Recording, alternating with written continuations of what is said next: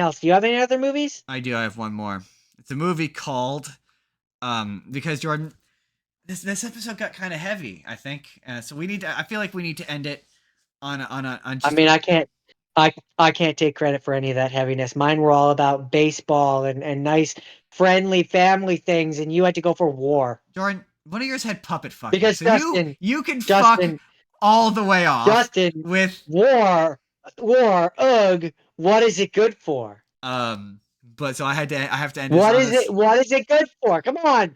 I set you Uh, up perfectly for that. Absolutely nothing. Say it again. War. Okay, go on. So my final movie, Jordan.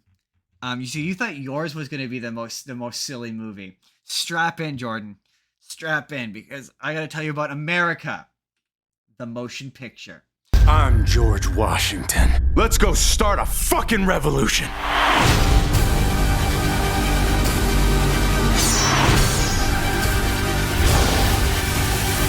Ding dong! It's America, motherfucker! Did you practice that line in the car on your way here? What the fuck is a car? Jordan, the America, the motion picture takes place in an alternate July 1776, where after signing the Declaration of Independence, Benedict Arnold kills all of the people who signed it and blows up Independence Hall. And he goes to the Ford Theater where where George Washington and Abraham Lincoln are both watching some version of a parody of Hamilton. And they're alive at the same reason. I had to Google, was George Washington and Abraham Lincoln alive at the same time, because I felt stupid for not knowing that. They weren't, by the way. Um, And now all of Somewhere our Jake is American friends screaming into are into judging the you. void. Yeah, exactly. Um, and so uh, Benedict Arnold is incidentally a werewolf. He's a werewolf, and so Of course, of course. after killing, you know what? I'm just gonna go through this whole thing. It's not very long, and I'm just kind of going through the Cole's Notes version of the Wikipedia, because it's just anyway. So after killing Abraham Lincoln as a werewolf, to be clear, he meets Mary Washington, Mary Dandridge to become Mary Washington. After they get married, they sleep together, and she immediately becomes pregnant. They recruit. Super pregnant. Yep. She's like, I'm pregnant. And he's like, how do you know? She's like, I just know. They recruit party animal Samuel Adams, who's part of a fraternity, and they recruit horse champion who is best friends with the talking horse, Paul Revere. And they eventually recruit Chinese female scientist. Stop me when this sounds off. Thomas Edison, who is a woman, and Chinese. She's being Okay, so now I'm gonna need you to stop there because my American history might not be up to snuff. This is not sounding But right, right? I'm fairly sure there's a few points here which aren't accurate. So Jordan, eventually, Thomas Edison was definitely a woman. That's that much is definitely clear. it. That much is But clear. No. Abraham Lincoln and Washington definitely didn't exist I'm at the pretty same sure they were time. not I friends. mean, So they eventually determined, Jordan, I don't. that in order to stop Benedict Arnold, they need to shoot him with a silver bullet. So they need to steal a mass supply of silver spoons from the Titanic. And so they on the Titanic, they learn that the British are bathing people in tea so that they will come over to their side. And they've discovered a British super weapon. They make the Titanic hit an iceberg, and to make it look like they were never there. Blah blah blah. Oh yes, Arnold kidnaps Martha, who is to become the future wife of King James. Washington finds out about the Gettysburg Address, a place, not a speech. Let's just see here. I don't know if I can do this, Justin. Don't worry, I might have to just. Don't worry, we're almost at the end. I think I'm just gonna leave and you just keep going and No, Jordan. I have to. We're at the best part. So this all culminates, Jordan, in a big 300 style fight where it's Sam Adams, Paul Revere, Thomas Edison against 10,000 British soldiers. They have failed to start the revolution.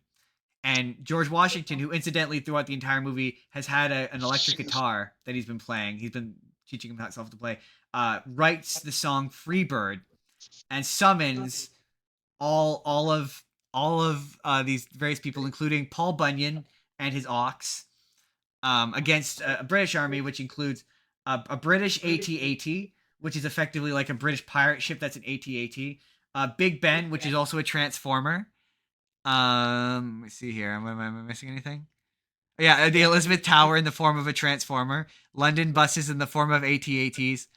And Arnold flying in a crown-shaped ship with a Venus flytrap, it's like soccer ball. Yeah, it's like a talking soccer ball that eats people.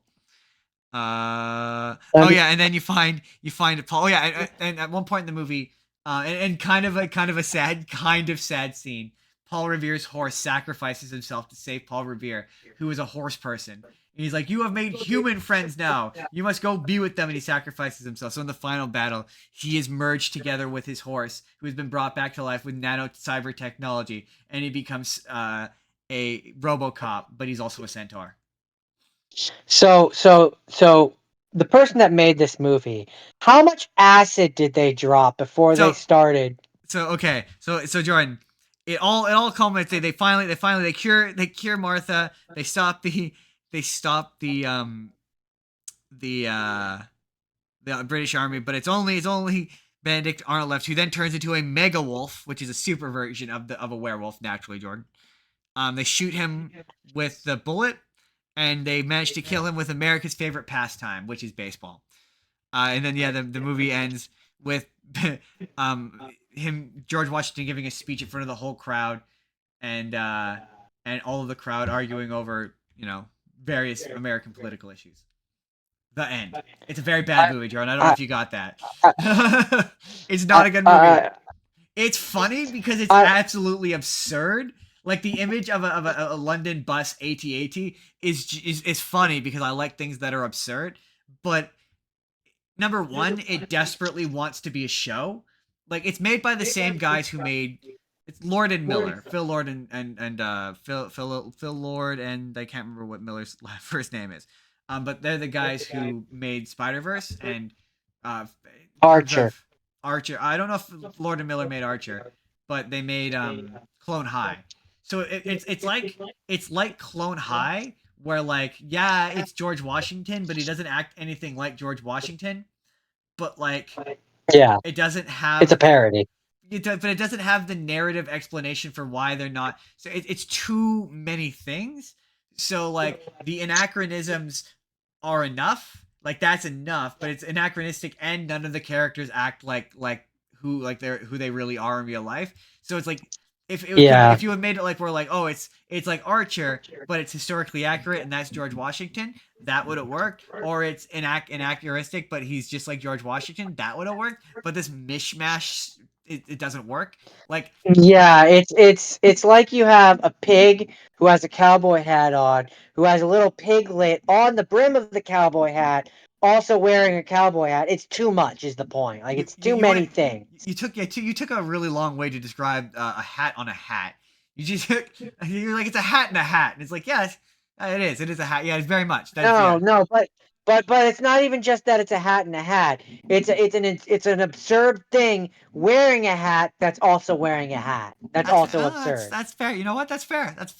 Yeah, exactly. Yeah, that's what it is, and it's too much. It's trying, and also like again, maybe if this is like in like a 12 episode season of like 20-minute chunks, this might have been more tolerable. But a big sticking point amongst it was like, and it feels like it was. It feels like they pitched it as a show, and when that didn't work, they sold it to Netflix as a movie. I couldn't find any evidence to prove that, but that's kind of what it feels like.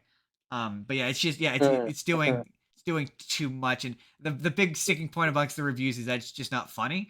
I disagree. I think it's funny if you like absurdity, and if you like shit that's just really wild and random. And some of the action sequences, like George Washington, he's got two axes that he just slices and dices guys with, and some of the action sequences are surprisingly fun. The voice cast is wild. So you've got Channing Tatum as George Washington. Jason Mantzoukas as Sam, and he becomes Uncle Sam at the end, and he's a Jason Mantzoukas character, so he just screams. That's his whole thing. Judy Greer as Martha Washington. What's really funny, Abraham Lincoln shows up. He dies early on, but he comes back a few times as a ghost. At one point, he shows up as a Force ghost, a Jedi Force ghost. But he's voiced by Will Forte, who played Lincoln in Clone High.